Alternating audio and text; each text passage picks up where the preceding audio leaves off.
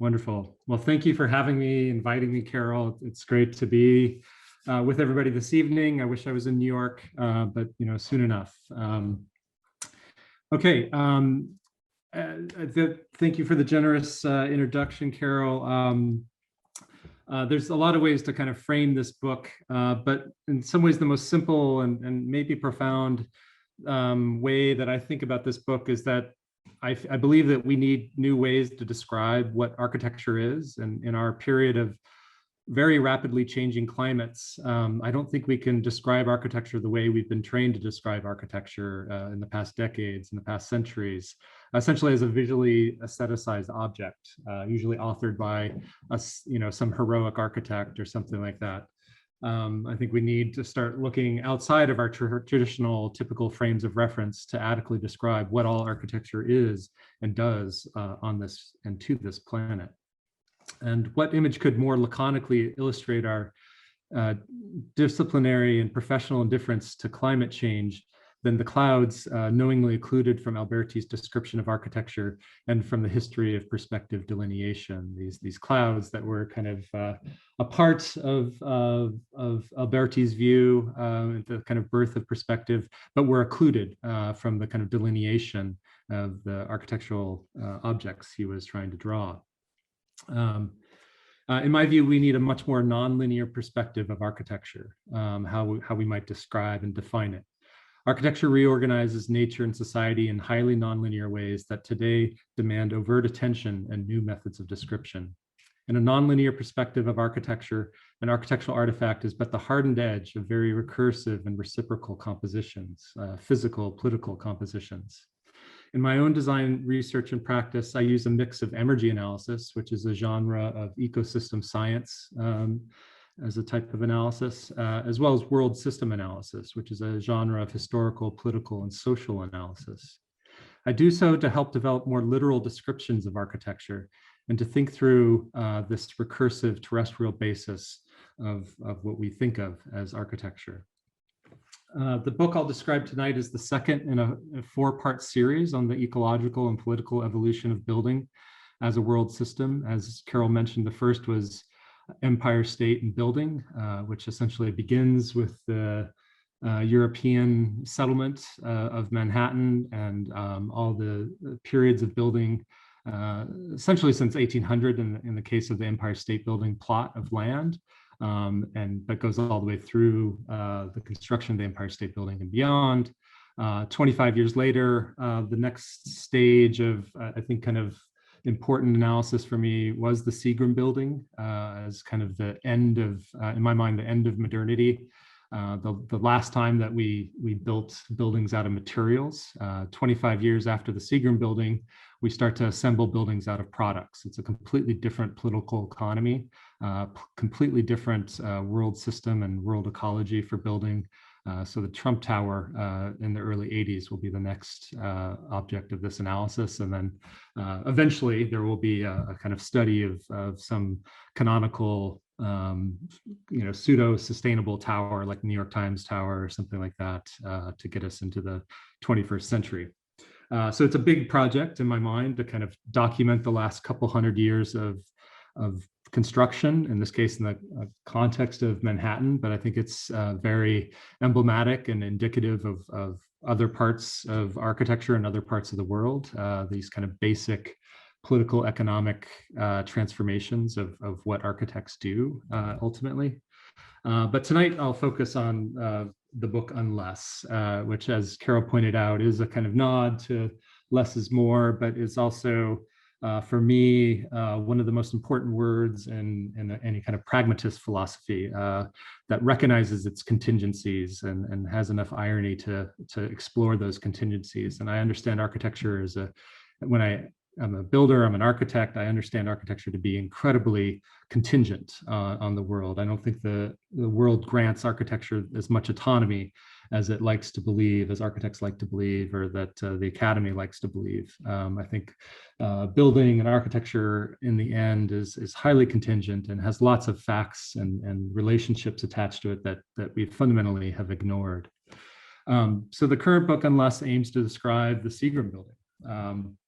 and its evolving, its kind of contributions or its benchmark as the evolving construction ecology of modern architecture. It does entail some energy or ecosystem science analysis of the building, which starts with just measuring all of the material and metabolic facts of the building. So along with some really good grad students from the GSD, they built an incredibly intricate model of every single piece of steel, every bolt, every piece of concrete, every piece of glass in this building. And we have this enormous database that's the basis of some of that ecosystem analysis. But very quickly, once that database is established, we reach out and start to understand the material geography of that metabolic system. And of course, as the Empire State Building established, even a building in the 19th century was already global, that architecture is enmeshed in a system of planetary urbanization, that we might be building in Midtown Manhattan, but we're also urbanizing and developing other far-flung parts of the world and places and people as part of this process of building. So some of that analysis starts to look like this. Like, for instance, this is the concrete that's in the Seagram Building. And by weight, the Seagram Building is profoundly a concrete building. I don't think anybody really thinks of the Seagram Building as a concrete building, but by physical mass, that's essentially what it is. We might think of Mies and the Seagram Building as more of a steel building, but that's actually a much smaller portion of both its physical weight, its mass, but also it's the kind of energetic content, the embodied energy, carbon, et cetera, that goes into that material is much less than the concrete. There's of course some famous stone in the building. There's travertine and marble in the building, and those are interesting, but they're statistically irrelevant to the ecology. But there's still very interesting stories to each of these pieces of stone that I do get into in the book. By far, the most interesting story, probably always in the history of the Seagram Building, has been the so-called bronze envelope. And one of the first things to know about the Seagram Building is that it's not a bronze building, it's a brass building. It's a brass building that's been stained to look like bronze.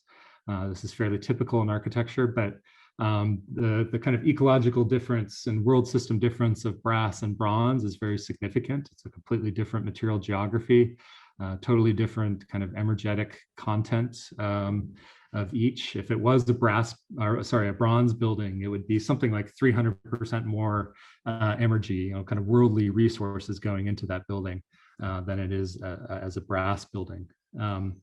But as you see here, the brass is a very small portion of the physical mass of the building, but it's almost half of the energy of the Seagram Building. So it's very significant that such a small, in fact, statistically small portion of this building is half of its world systems and its ecology. Half of the worldly resources that went into this building go into this very small amount of metal. So there is an important story to tell there about how the brass is produced, which I'll get into in some detail. And it goes, so I'll track this material from where it's mined to where it's produced to how it's maintained, et cetera. So I'll just build this analysis up a little bit. So if we look at all the materials that are in the Seagram Building, all the major structural and envelope materials, you can see again that concrete is the kind of dominant material. But when we look at it from an ecosystem science perspective, like all the energy that's in it, then the bronze and the concrete definitely are the most important. But again, it's this disjunction between the relatively small mass of the bronze, but it's a very high embodied energy, its energy that are important. And that's a kind of trigger or a indicator for me of some very interesting political stories to tell, economic stories to tell, and ecological stories to tell when there's such a stark disjunction between mass and energy in any building. And so that does trigger the kind of world systems analysis that I use throughout the book, which is focused on discourses about unequal economic exchange, unequal ecological exchange, parallel discourses about environmental load displacement. Like in contemporary building, contemporary architecture, there's a lot of emphasis on, kind of pseudo sustainability strategies that in my mind are just almost always environmental load displacement. You might have PV array on your roof or something like that, but that's just exploiting and extracting resources from and destroying some other place so that you can say, have some story about sustainability on your site. So you're just displacing loads, environmental emissions, et cetera, and various types of loads to other parts of the planet as part of that. And I think we cannot and should not be doing that and as architects. And there's also a kind of discourse about underdevelopment, which is looking at the places where all these materials were extracted from, their sites of production and processing, that these two tend to be underdeveloped, and places like Midtown Manhattan tend to be, in my mind, overdeveloped, right? So there's a kind of a very uneven process there of places, far-flung places becoming kind of structurally undevelopable. They can't transform their politics, they can't regenerate their ecology and their environments, et cetera, and they become over time structurally undeveloped. And New York, tends to kind of absorb these types of resources as one of many, kind of places of the centers of planetary urbanization. I think it's the place to start is with the terrestrial basis of the Seagram Building. And here we're just seeing a map of the materials that became the brass for the envelope of the building. A lot of it comes from, post-war period from Chile. There's a couple active mines in North America, in Montana and Arizona, both Superfund sites now. And when I look at a project, whether it's in practice or in my research, when I teach with students, we always start with geology, because architecture is geological before it's anything else.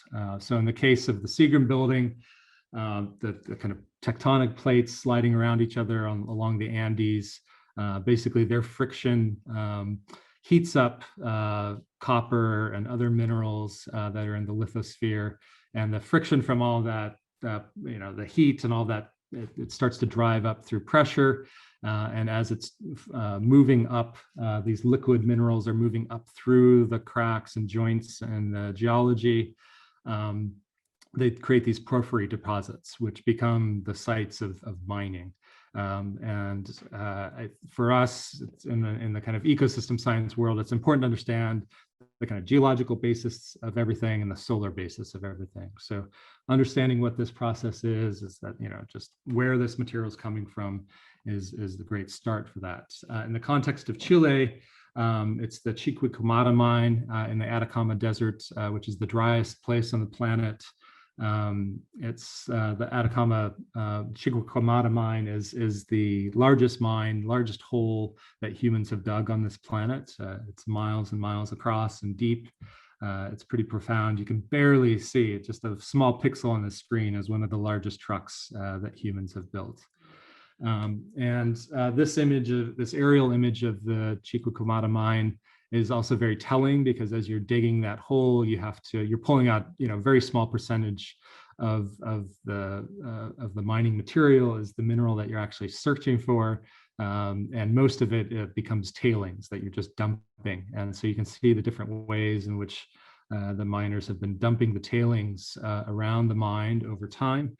And as you study the kind of history of this mine, which started with the Guggenheim brothers in 1919 or so, the mining town itself has been moved in the past 100 years, and it's quite beautiful in one sense, like very sublime kind of Richard Smithson type project, but also devastating in another way as you learn about what's been going on in this town, and the decision by the mining company to just move the inhabitants of this town and its urbanism as the tailing piles grow. And this is a very emblematic image of that, in which the miner's house is ultimately crushed and subsumed like in a Smithson sort of way by the tailings. And so the miners displaced, et cetera, that history is simply covered over.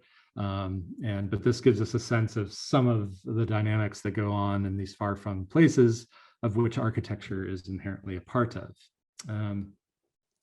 This is a section in my mind of a kind of planetary section of the flow of copper and other materials, tin for the bronze, the brass of the Seagram Building's envelope. So we have some mines up in the mountains. We have factories in the Midwest, and then we ultimately have the Seagram Building there. The brass itself was processed and manufactured in a couple different facilities, one of which was in Cicero, Illinois. So here we see a billet of brass being heated up. That's the first stage in the process of shaping the famous Seagram Building mullion profile that's on the envelope. Mies wanted the largest mullion that was possible, so they were pushing the kind of size of the dies that were used. In this drawing, you can see the kind of what was actually built versus what Mies had drawn as a detail for that extrusion. These are a series of photographs taken by a Time Life magazine photographer that have never been published, but that are in the book that document the production of some of the materials in the Seagram Building. So this is the brass being rammed through the die. And again, I just want to draw, I don't have any pictures of Mies in the book. I have pictures of people who built the building, who worked on the building, its materials, et cetera. This is a gentleman with no hearing protection, et cetera, you know, in this incredibly loud environment. So you can start to get a sense of even the kind of unequal exchanges that occur amongst humans in this world system. These are the brass extrusions as they come out of the die.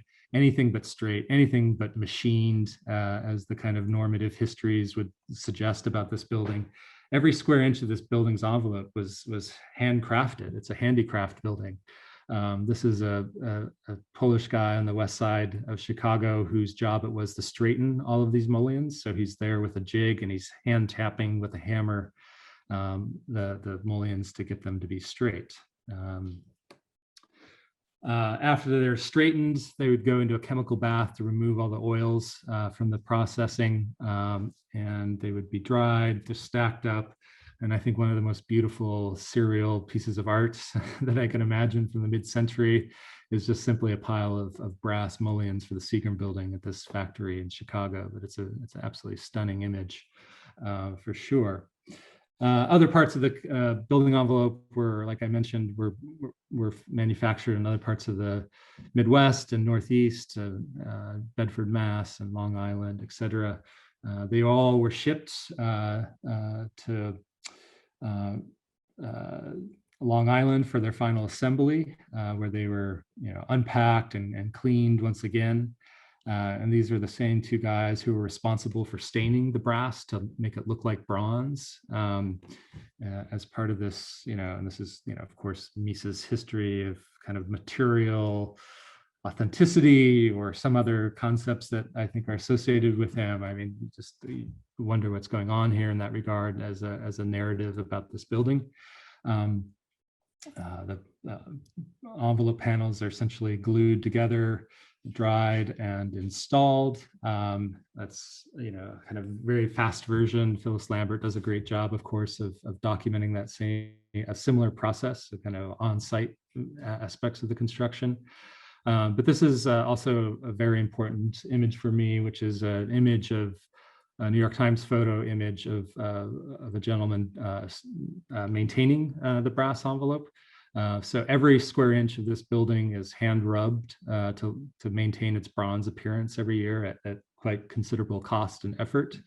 Otherwise, it would no longer look like a bronze building, and that would I think that's at odds with its typical normative historical narrative. But I think for me, it's a very charged image. Again, thinking about labor, thinking about who does what labor in these buildings, who works where, et cetera. I think there's a lot of stories that go into the brass story in the Seagram Building book. Another example of a chapter in the book is the glass that's in the Seagram Building.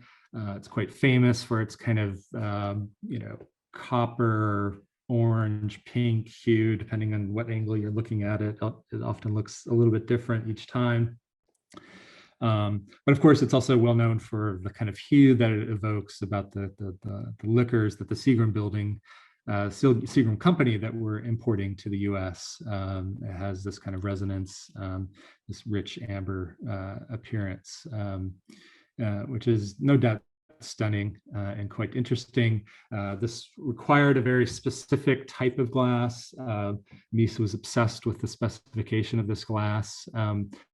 The outcome of that specification was that not too many manufacturers are interested or capable in producing the glass, which ended up being basically quarter-inch single plate glass. Of course, it strikes many people as highly energy inefficient and that sort of thing today. And there's plenty to say about that, but I think the more interesting story, in fact, is how and where this glass was produced, which was at a facility in Western Pennsylvania. They were really the only firm that was willing and prepared to take on this type of production for this glass. Which entailed basically a medieval pot method in which the base materials for the glass are fired up in large vats in these natural gas fired powered kilns. And they are poured very slowly over these cast iron tables. This cauldron is moved around and dumps the glass material, and it very slowly oozes down this ramp and get out onto this flat cast iron table, which is on the tracks, and very slowly draws the glass out, thinning it out and pulling it into the kind of rectangular extrusion of the glass. And so again, these are the same time-life photographer taking these photos now in Pennsylvania. And you can see that as this glass material is drawn out, it gets cut into various lengths and is then cooled, which takes quite a while. All of that was occurring in this facility in Western Pennsylvania. So here we see the kiln halls, the production. And after the glass is cooled, it is taken out to these grinding and polishing hall within the factory, in which those glass sheets are, which start out about a ½ inch or so thick, are grinded and polished down in these rotary motion machines, and then they add increasingly fine sand to sand it down and polish it up, and it becomes the plate glass, and then it gets cut in other parts of the facility. And then up at the top of the facility is the packing facility, where they would pack it in hay and in wood crates and ship it to Midtown Manhattan. Now this factory, the Standard Plate Glass Factory, no longer exists. It's basically, the story is that at the time of the Seagram Building, glass factories were basically all adopting the new Pilkington float glass process, which is the kind of current way that any glass that goes into architecture is manufactured. The industry made this transformation in the late 50s. The Standard Plate Glass Company did not do that because they were engaged in this producing the Seagram Building glass. And not about a year or so after the Seagram Building project was complete, the Standard Plate Glass went out of company. The factory went into a decline, became a brownfield site, eventually burned.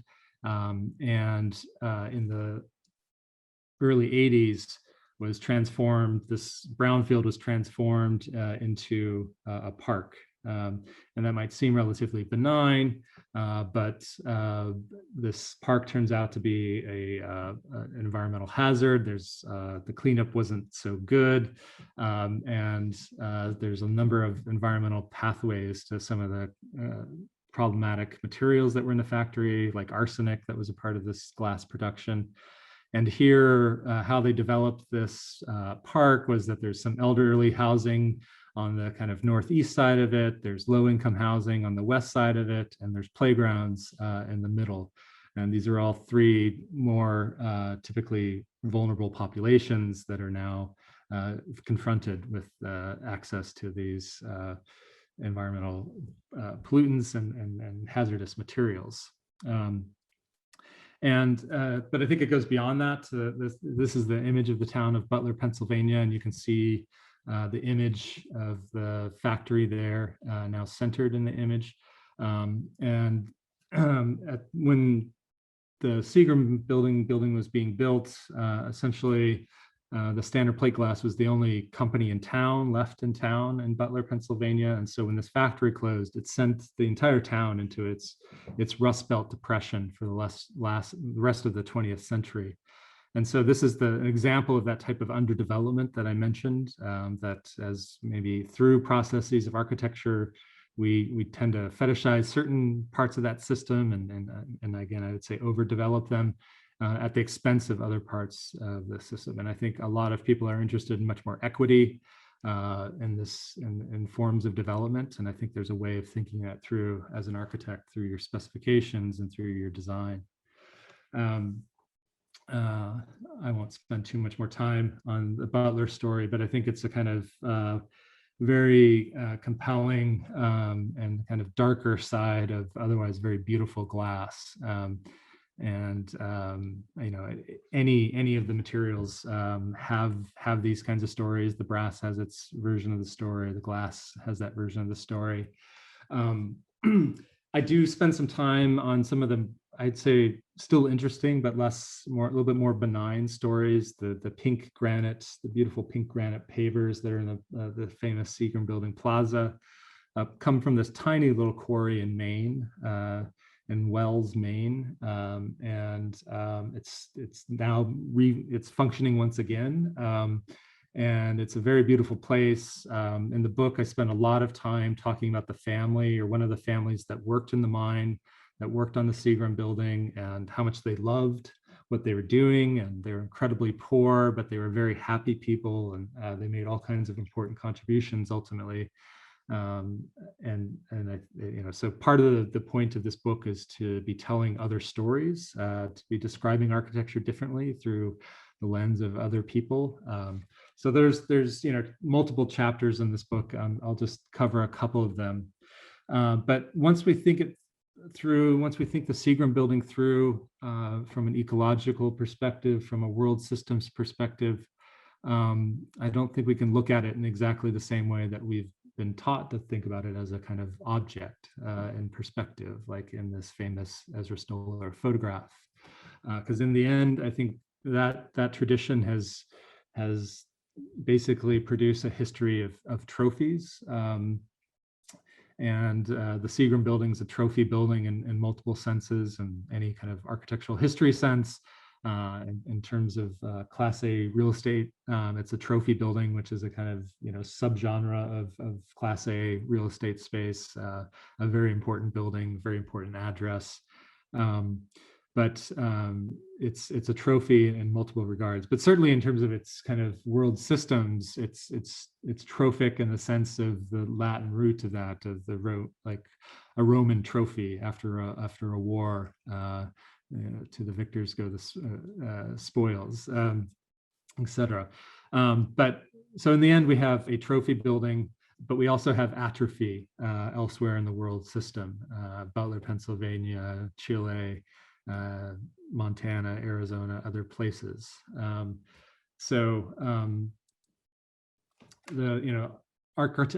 kind of architectural object, architectural artifacts of the building are deeply interesting to me. I'm a big fan of this building in many respects. One learns a lot from it. But if, given what's important in this century, climate change, any number of forms of social and political justice, one has to, if one's interested in a building, dive into it deeper, whether it's a kind of current design speculative project that is to be built, or whether it's a historical project. There's lots of ways to dig deeper into this the architectural objects. And again, I prefer to have a kind of nonlinear view, develop a kind of system of nonlinear perspective for understanding these relations that architecture has, that without which architecture would not exist. And so in the end, I'm interested in all these details of what I call the details of the details. And in this regard, I don't think, as Mies would say, God is in the details. If we look at architecture in a much more literal and secular sense, then we'll understand that Gaia is in the detail of these details, that the kind of the world and what we need the world to live and how we need to live with the world is actually more connected to the details of our details than just the details themselves, the details of modern architecture. There's a kind of lot of misplaced narratives and incomplete narratives when we just talk about the details of architecture. So I want to leave it there. I want to leave ample time for some discussion. So I'm going to stop sharing and hopefully we'll have a discussion if there's some questions. The simplest thing to say, especially as coming from the perspective of a skyscraper historian and the founder of the Skyscraper Museum, I like skyscrapers, so that's not going to surprise anybody. But point taken, right? That's the simplest way to react to what you're saying. I have a few particular questions. Let me just ask you now, maybe we'll integrate it into the discussion about the images. Your drawings are absolutely fabulous. Your architectural eye in representing the building for us in order to make us understand it more clearly are just that. They're a vehicle. They're an aesthetic vehicle by which you're communicating very important ideas about the building that we don't encounter otherwise. And then the way that you discovered the, I guess, unpublished photographs from Time Life. I wonder if you could name that photographer. Does he have a name? And tell us a little bit about the article for which he was commissioned to follow this series. Because my broader question is, what do you know? Was the article published, and how would you counterpose your perspective on, as you say, the kind of the last handmade skyscraper, and a shift from a building that's made of materials to buildings later, who, at least as you described it, are buildings that are assembled of products. So can you place that journalistic moment of the photo essay and what it was trying to communicate, or what the publisher was trying to communicate through tracking the story of the materials of the building? Yeah, in the Herschel is the photographer, and he's commissioned to follow the the production of the Seagram Building. The article itself was just a kind of biography of this German architect, kind of introducing them to Americans, and it was the moment when the Seagram Building is being produced. So there's some recently finished projects, and it's a short article. It's maybe 2 or 3 pages, and there is one image of the Seagram Building pile of brass that appears in that article, but otherwise have never been published. And there's some of the other contemporary Mies projects, but it's essentially just a kind of, in my mind, a little bit of a puff piece about a kind of introducing this famous architect to a new audience.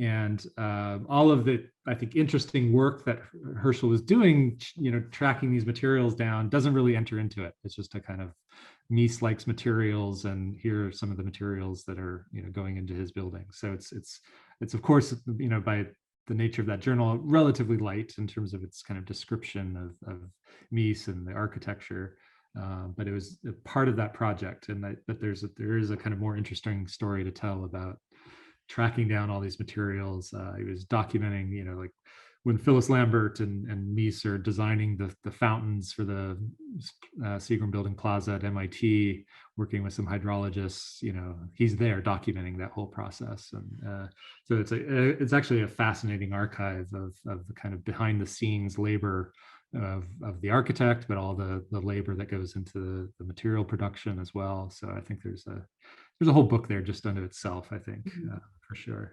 And how did you find that series?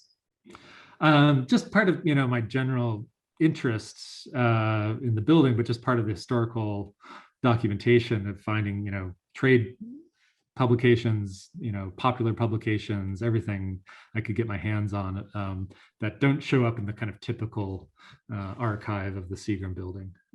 So I think it's, in my mind, slightly outside maybe the normative historical document for that story, but it triggered something I think very profound for me, finding those photos. And maybe you could talk a little bit about the Empire State and Building and the perspective. How, as you laid out your graphic of the first and second book and the 25-year sequences, it's a very engaging idea that you can bring that forward and use it as a historical snapshot on one hand of the building industry, but also now how I suppose as the agent of change, as if you think of your work in that way, as a way of bringing attention and changing the story as we come forward. So can you talk about how you evolved from that first project and analysis, and whether it was different or the same as Seagram? Well, the Empire State and Building book documents about 150 years of building, because it goes through the farmhouse that was built there, it goes through the townhouses and mansions that were built on that site, then through the different phases of the Empire State Building and its renovations, et cetera. So, it's a couple hundred years of building history in that book, even as a series, in my mind, kind of a series unto its own. But it was clear after finishing the Empire State Building book that it ought to just continue that kind of documentation and describing architecture differently ought to extend into eventually into kind of contemporary building. So that was just the project, and I think getting the kind of a full cycle of Manhattan buildings, and I could have picked anywhere in the world, but I just think Manhattan has some buildings that are for which the archive is very rich. As Carol knows very well, the Empire State Building had this amazing journal that was kind of a diary of construction and material quantities and flows for the Empire State Building, which is just an incredible, for my kind of work, an incredible resource of what was going on. Part of the stark reality is the next book is going to be very different, and that's part of its thesis, is that you can no longer, by the 60s, 70s, and certainly by the 80s, you can no longer document the ecology of a building, even a house, much less a skyscraper. So the kind of nature of that third book is going to be quite different. It is documenting this, what in my mind is the most profound but least theorized transformation of building in the last 100 years, which is what I said, which is the transformation from building buildings out of materials to assembling them out of products. It just completely changes the political role of what an architect is and what they're doing. It's much more of a techno-managerial role for architects, just managing information and lawsuits and specifications and things like that, and downloading, Revit libraries now. And it's a very different practice when we make that shift. So that book is going to be, kind of documenting and describing why we can no longer even map what we build. And it's an important part of that series for sure. Well, it may be true that we can't map it in the way that you have for the Seagram Building, but as you suggested, Seagram is a handmade building in the same way that looks like a machine rationalized, industrialized process, in the same way that the Barcelona chair looked like it was a machine-aged chair, but was actually a bespoke, individualized and handcrafted object.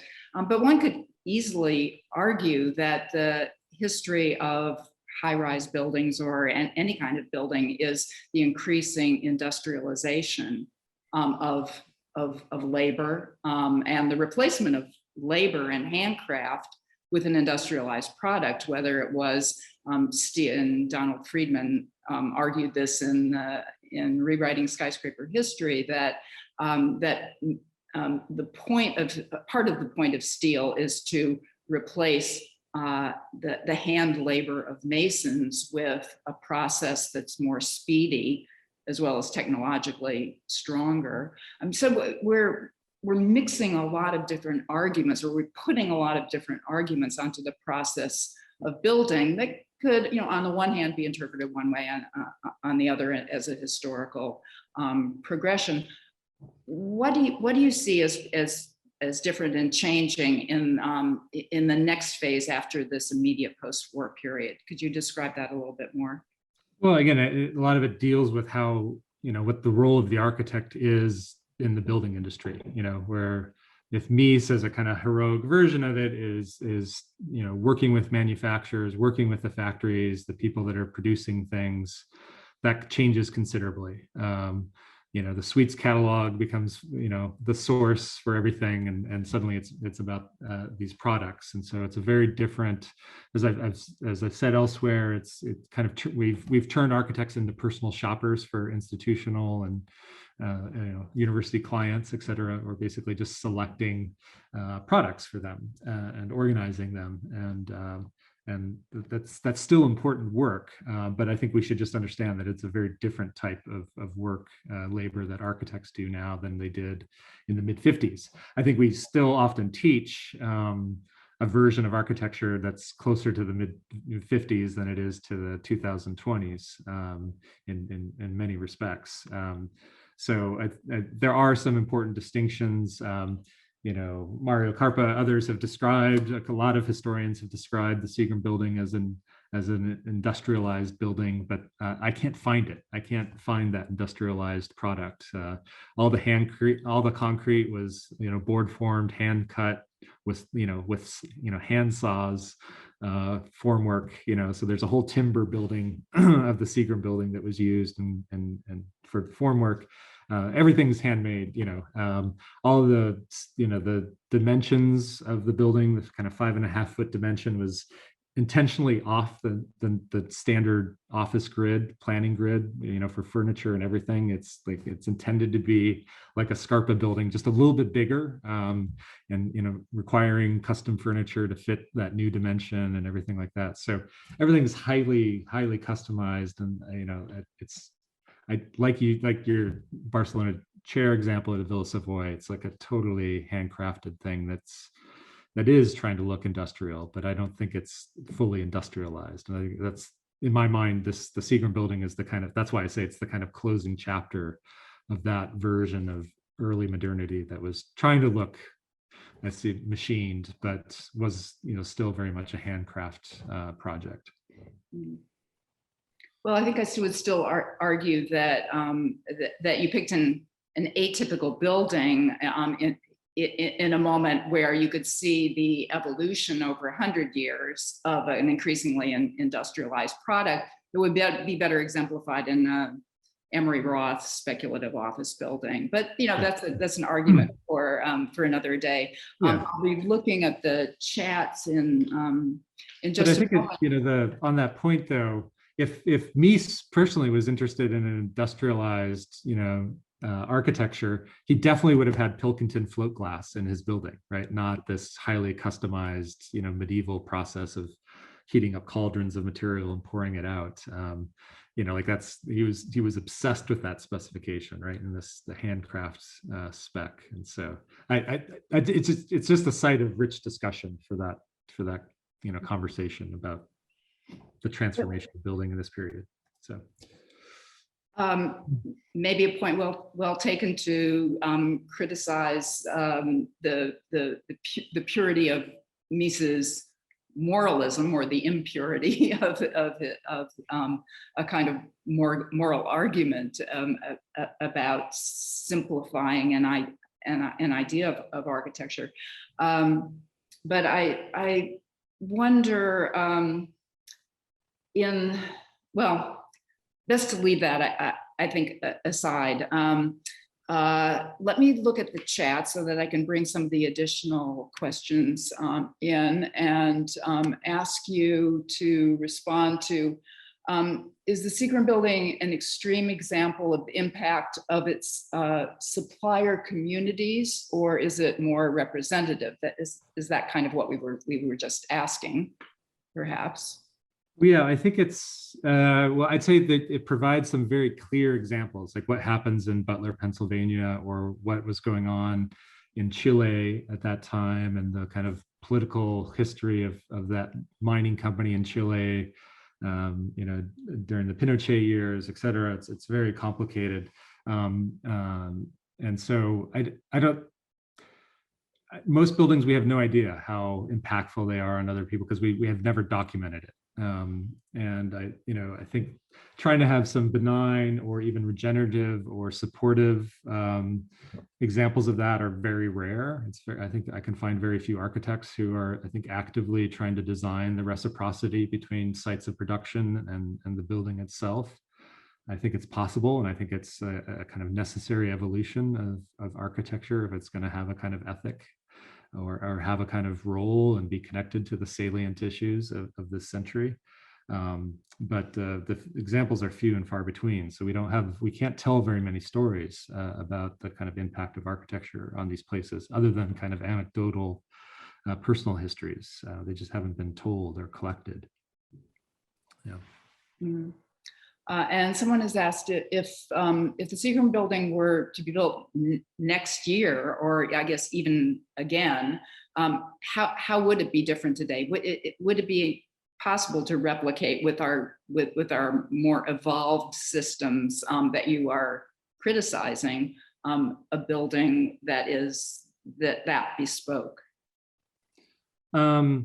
You know, in the Empire State Building book, I did an exercise to sort of, if we had to rebuild the Empire State Building to the same volume, the same number of people, same square footage and everything, built with all the kind of, typical sustainability lead, accoutrement, what the kind of ecological difference and, world systems difference it would be. And it was, again, one of these things where it was like 250, 300% more energy would go into a contemporary building envelope than into the Empire State Building's envelope, to make it so, ostensibly sustainable. But I think part of that point is pointing out that, like, the Empire State Building, if it's well cared for and maintained over 100 years or 200 years, is definitely the much more sustainable building, rather than the kind of sustainable building products pile. So I think if we were going to think about the Seagram Building being built now, it would be so different. The glass would be so different. But I think Mies would still be interested in the kind of excess and the kind of exuberance of the architecture, and to some degree of what we would call materials. But it would be, processes that he would be, I think, ultimately obsessed with and designing. And, he wouldn't be happy. I guess there would be I still think there would be a lot of customization. And so I think that's a certain genre of contemporary architecture that's interested in mass customization. Well, just as a point of interest, because it's only happened within the last 24 hours, I'll just mention that Lever House is being reviewed by, I guess, was reviewed today by the Landmarks Preservation Commission here in New York for some changes, from some fairly modest changes to replacing pavements and pavers on the plaza, the elevated plaza level, a new door here or there in order to access the bathrooms of the restroom, now converted to restaurant. And in the presentation that I saw in advance by the SOM architects who looked into the archive and tried to reproduce as closely as possible something at least in the spirit of the original design, there were an enormous amount of design decisions involved in Lever House for all of the rationality that it tried to project. And there are many decisions that are being made and reviewed today by Landmarks commissioners about how to how to be true to those original designs that require an enormous amount of specialization and kind of, you know, irregular non-industrial production. So, but you know, as you allude to with the Empire State and preservation, or a new Seagram building, absolutely the most ecological building is the one is restoring the one that's already in place. So as we come up towards the end of our time, I wanted to ask a fairly broad question that is relevant to your woodsy background of your screensaver tonight. And I know that you just came in from working on building your own house, a wood house that's in the woods. And you have written a book called Wood Urbanism. It strikes me that both the Empire State and the Seagram Building book bear a strong relationship. You can deny this in the case, but to Rem Koolhaas in the way that, especially in his work at the GSD with GSD students, to the analysis that he brings to history. Of course, with the Empire, with Delirious, New York, he takes the Empire State Building and the history of the site that he traces in the same way that you did. And in the recent Countryside, as the exhibition as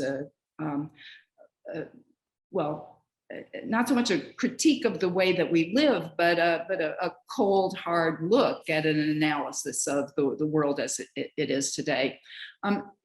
Can you talk about your motive? You already have, but it strikes me that in the way that you tell, that you explain your stories and yourself and your purpose, comes that kind of centers around, well, the word architecture, but words themselves like emergy, which and words that refer to ideas that we can grapple with and that we can get our minds around, and then maybe change our minds around those ideas.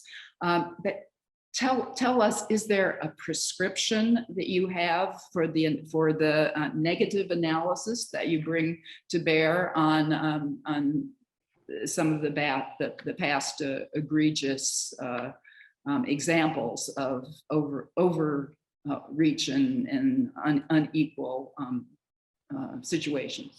Yeah, well, as a kind of first response and my initial forays into this territory of architecture, a kind of terrestrial description of architecture, I'm not interested in good or bad. I mean, I think some of the cases, parts of the Seagram Building are quite good, like the granite I mentioned or something. I think there's a lot of good to tell as well.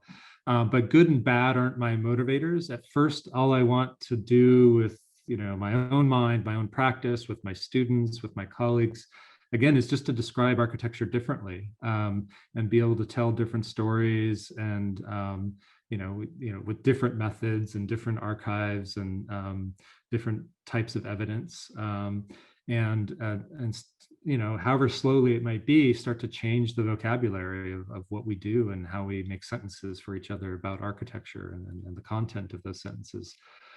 So at first, it's just very methodological for me, just like changing the frame of reference and a much less Cartesian view of architecture, whether I'm designing something or documenting something historically. But there's, for me, very important and close relationships between how I design, how I work in my practice, and this type of historical research. Like that, for me, they're exactly the same thing. One's just more speculative and one's more, let's say, documenting certain narratives or something. So when I'm working on a contemporary building, I am very much, starting with the geology and working through the forest and sourcing materials in very direct ways from, I know those people, and some of that's possible and some of it's just absolutely impossible today to know where a piece of glass comes from or where a piece of rubber comes from or something like that. So it's a conundrum once you put it into a contemporary practice context, but it is possible, I think, to do, I'd say, for architecture to make important contributions to places and modes of production, but the first step is just simply being aware of that. And I think we've externalized it as a discipline and as a profession. We don't pay attention to it. It's not in our contracts. It's not in our syllabi, et cetera. And so I think just expanding this discourse and expanding the frame of reference of what architecture is and does is the kind of first and most important step to me. Like that's where the good could happen. And once you map these buildings out or start to think about the sourcing or the terrestrial basis of buildings, then I think you just simply make different decisions that are pretty self-evident. And so that I don't need to throw a bunch of morality onto it. I just think if you give students and architects the right sort of methods and the right sort of frames of reference, they'll make other choices that are, I'd say, more favorable to the planet, to other people and other places, and to kind of a way to rethink architecture in that sense. Well, that is a project well worth bringing to people's attention, and we're delighted you could do that tonight, especially on a day in New York when the air is hazy with the smoke of the Oregon fires, and we read in the headlines about the floods in Germany and the deaths there from extreme climate. We take your point. We will continue to think about it and to try to raise people's awareness without giving them an answer, which is a kind of impossible to make easy answer, but just to make them think harder about it. So thanks for helping us do that tonight. And everybody, we'll see you back in September. Pay attention to our website, sign up for our newsletter so that you'll get the most recent news announcing our future projects, and come to the Skyscraper Museum now that we're open to the public again. So Kiel, I hope we'll see you in New York sometime soon. And again, thank you so much for sharing your book with us tonight and your ideas. Thanks. Thank you so much. See you, everybody. Bye. Bye-bye.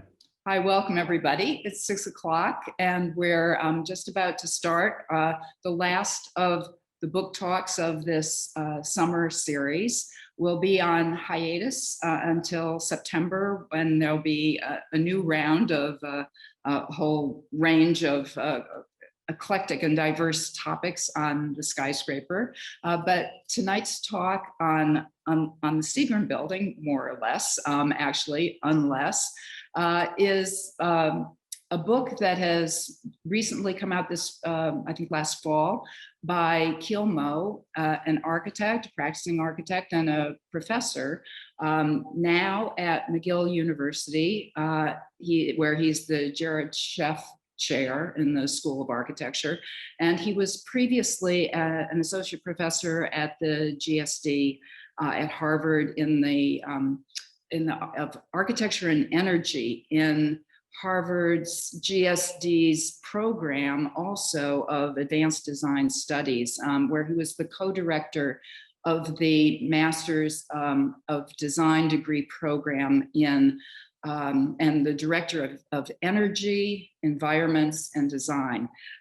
Kiel's career and his academic accomplishments have a great deal of technological description, which I'm going to show you in a screen with the titles of some of his many books on environmental issues and issues of energy, and indeed emergy, that he's going to talk about tonight. And the simplest titles, and also some of the most double meaning in their statements are this one for tonight, unless, which of course is a kind of double entendre of Mies van der Rohe's famous phrase, less is more, as a description of a guiding aesthetic of his architecture. And Kiel is going to take us through some of that philosophy of aesthetics and also the history of the Seagram Building site. And I do want to, before I continue to describe what at least I understand to be the perspective of Kiel's scholarship and also of this book, to mention that a very different history of the Seagram Building was discussed by Phyllis Lambert at a previous book talk, and indeed on her here at the Skyscraper Museum on her book Building Seagram. So tonight is for something about something completely different. And as you can see, I'm in the darkened gallery of the Skyscraper Museum, which is now open to the public. So we are open 3 days a week, and I invite those who are in New York to come down on Thursday, Friday, and Saturday to see our exhibition Super Tall, which is quite a different perspective than we're going to get tonight, because unless is a title that refers to both a kind of contradiction of the less is more philosophy and a kind of ultimatum about the way that we see the skyscraper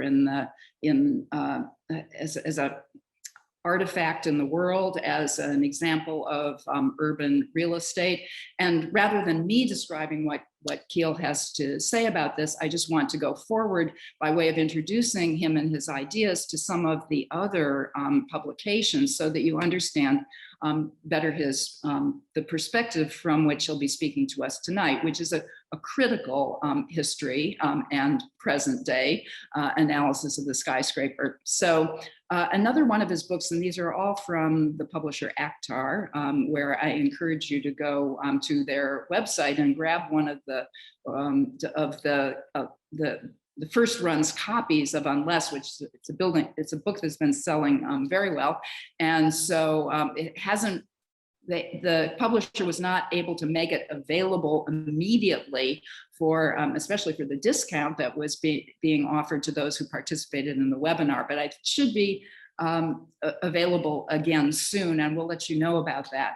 But I urge you to go back and to look at or buy his book on another New York skyscraper, Empire, State, and Building, which I noticed here on the page that is a screenshot from Actar's website actually has a bad punctuation, because the title of the book, I believe, has a period after Empire, State, and Building. So another critical analysis, the role of the tall building in the urban scene and the way that we build. And then another giveaway of a perspective on building for the future is his book Wood Urbanism, that you can see here. So let me just continue to go forward and show you the titles of some of his others, more technical publications. I'm not going to read them off because it would take the rest of the evening to get through them all, but as you can see here, they concern ecology and energy and a range of technologies of the analysis of the building industry. So I have already spoken too long, because Kiel will talk now about the Seagram Building and the Unless analysis. And I'm going to invite him to come on the screen now so that you can meet Kiel Moe. I'll come off the screen, he'll share, and then I invite you, as you